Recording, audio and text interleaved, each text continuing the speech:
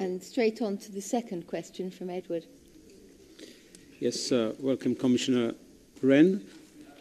In the year of the economic semester, where member states have sent their national reform programme and stability and convergence programmes, and the Commission has responded with the recommendations which later this month will be approved by Council.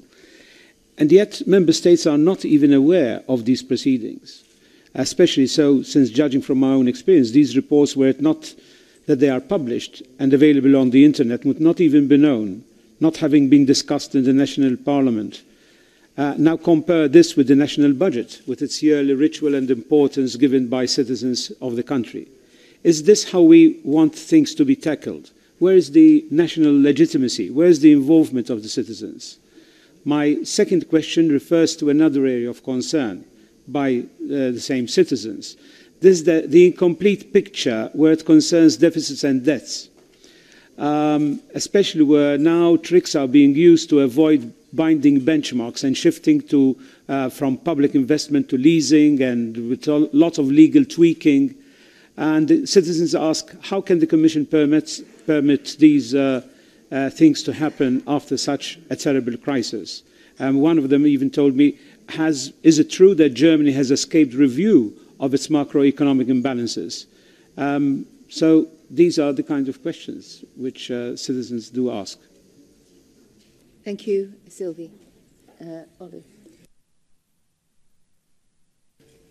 Thank you, Sharon. I try to compensate and be very brief in my responses, so we have enough time for all the questions. Mr. Scicluna referred to the lack of awareness of the European semester in the EU member states. I share his concern to a large extent, and I want to underline that it is the task of the EU member states to ensure that there is the sufficient awareness of this, first of all in the parliaments, but also in the wider general public. And we have together worked in order to ensure that this sense of awareness can be indeed widened and broadened.